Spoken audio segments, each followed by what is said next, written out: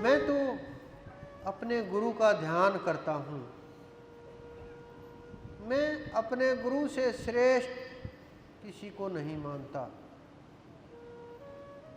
क्योंकि वही मेरे को वहाँ तक ले करके गए, उस परम तत्व तक।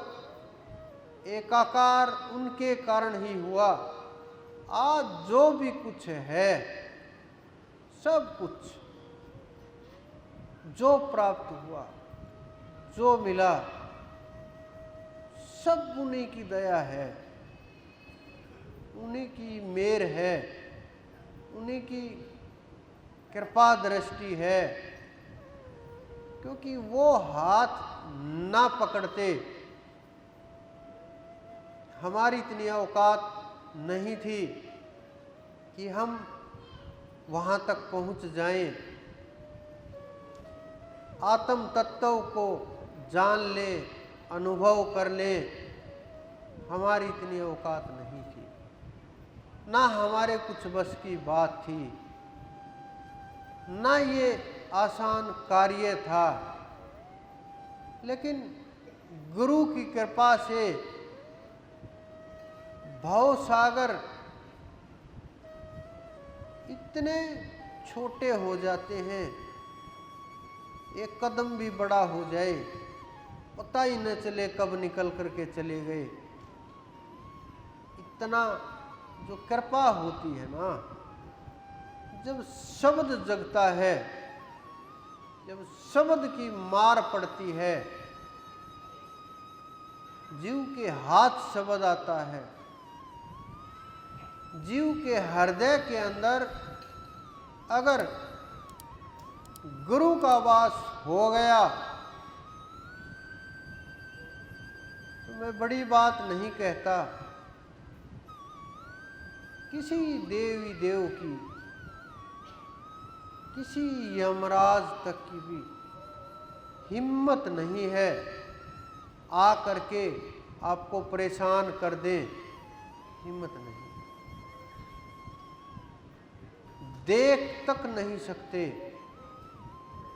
क्योंकि आप वही तत्व हो जो सबके अंदर विराजमान है। इसी कारण से बार बार मैं ये बोलता हूं, ताकि कोई तो शब्द आपकी पकड़ में आए, कुछ चीजें तो समझ आए। कुछ लोग चाहते हैं कि इसका ध्यान लगने लगा, मेरा नहीं लगता। आप ऐसे समझिए, कुछ लोगों ने अनंत अनंत जन्मों में साधनाएं की हैं। जैसे हमें 100 रुपये इकट्ठे करने हों, किसी के पास 1 भी रुपया ना हो, किसी के पास 99 रुपये हों, तो जिसके पास 1 भी रुपया नहीं है, वो बेचारा पहले 1 रुपया इकट्ठा करेगा, उससे शुरू करेगा। बहुत समय लग जाएगा उसको इकट्ठा करने में। और किसी के पास 99.99 रुपये हैं, वो एक पल लगेगा, 100 हो गए, क्योंकि उन्हें तो 1 पैसे की ही आवश्यकता है और उन्हें 100 इकट्ठे करने हैं।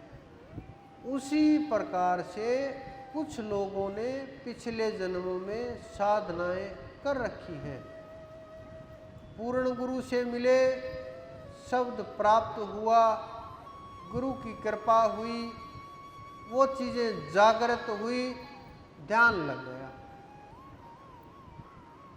अनुभव हो गया। सार शब्द जब जागृत होगा, शिष्य, गुरु और परमात्मा तीनों एक हो जाए। ये निशानियां हैं, बड़े गूढ़ रहस्य हैं। ऐसे ही कोई नहीं बोलता, सब बड़े बड़े महात्मा छुपा करके रखते हैं। लेकिन हम तो खोल करके आपके सामने रख देते हैं कि ये परोस परोस करके कि ये तत्व है, बस जो मार्ग चल रहा है साधना से मत भागिए, साधना करिए। किसी भी समय गुरु, परमात्मा और मृत्यु मत भूलिए। अगर इतना सा भी याद रहा तो कल्याण हो जाए। अगर हम केवल बातों तक सीमित रहे, बहुत रुकावटें होंगी, बहुत परेशानियां होंगी। मैं तो यहाँ तक देखता हूँ लोगों को कि माता पिता तक की इज्जत नहीं करते, भोजन तक नहीं देते। बहुत रोते हैं जीव मेरे पास आकर के, बच्चे ऐसा व्यवहार करते हैं। ऐसे जीवों का कैसे कल्याण हो सकता है? वो कैसे गुरु के हो सकते हैं जो माता पिता के नहीं हैं, जो माँ की सेवा नहीं कर सकता, जो पिता का साथी नहीं बन सकता। उनसे हमें यह शरीर मिलता है, अगर उनकी इच्छा ना हुई तो शरीर नहीं प्राप्त होगा। किसी को भी शरीर नहीं मिलेगा। ये मत समझो कि वो लोग आपके अपने स्वार्थ के लिए तुम्हें पैदा करते हैं। नहीं, ऐसा नहीं है। वो लोग संसार चलाने के लिए नियम में बंद करके आप लोगों को पैदा करते हैं, हम लोगों को पैदा करते हैं।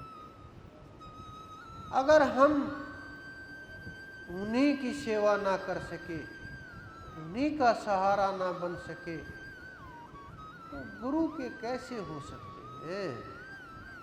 परमात्मा के कैसे हो सकते हैं? क्योंकि माता पिता प्रथम गुरु होते हैं। अगर उन्हीं की इज्जत नहीं करेंगे, उन्हीं की सेवा नहीं करेंगे, तो आप कितने भी धर्म कर लो, कितने ही भंडारे लगा लो, कितने ही कुछ भी कर लीजिए, आप दान कर लो, पुण्य कर लो, गौ सेवा कर लो, जिस जीवों की सेवा कर लो, उस परमात्मा की शरण तक नहीं पहुंचोगे, क्योंकि मार्ग नहीं खुलेगा। जो आपके सच्चे हितैषी हैं, सुख में, दुख में, परेशानी में, कष्ट में अपनी जान तक दे देते हैं। मेरे पास आती है एक महिला, जिन्होंने अपना लीवर अपने बच्चे को दे दिया। मैं उनकी हालत देखता हूँ आज, वो बच्चा उन्हें आज भोजन तक नहीं दे रहा। उन्होंने अपना पैदा तो कर ही दिया, खुद के शरीर को काट करके भी अंग दे दिए, फिर भी कैसे कल्याण होगा ऐसे जीवों का? बड़ा मुश्किल है। ये नहीं कि कलयुग है ऐसा ही होता है, नहीं जी, ऐसा नहीं है। हर युग की यही हालत है। आप द्वापर में देख लीजिए, युद्ध के ऊपर युद्ध, आज उस राजा से लड़ाई, आज उस राजा से लड़ाई, अवतार तक तलवार लिए घूम रहे हैं लड़ने के लिए। आप त्रेता को देख लीजिए, सतयुग जिसमें सत्य को छोड़ करके कुछ नहीं होता, वहां जाकर के देख लीजिए। कभी कहीं अपहरण हो रहे हैं, कभी कहीं युद्ध हो रहे हैं। तो ये हर समय के ऊपर, हर युग में, हर टाइम के ऊपर ये चीज़ें चलती हैं। और ये मत समझिए कि अगर हम द्वापर के समय होते, कान्हा जी मिलते और तैर जाते। मैं तो हमारे जो लेखक हैं, जिन्होंने शास्त्र लिख रखे हैं, मैं तो उनकी बुद्धि को भी बड़ा अजीब सा मानता हूँ। क्योंकि उन्होंने एक जगह लिखा कि पांडव स्वर्ग में चले गए। मुझे बड़ी हंसी आई कि अरे कौन सी दुनिया में जा करके लिख दिए ये शास्त्र आपने, बड़े अजीब तरीके से।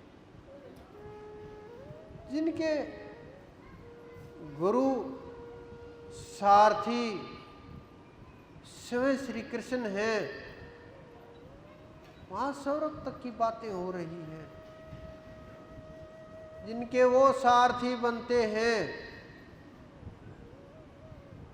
स्वर्ग में कोई हाथ देने वाला नहीं होता उन जीवों को, वो उड़ा करके ले जाते हैं गोलोक में। वहां ले जाना तो निश्चित है, आगे की यात्रा अलग तरीके से तय होती है।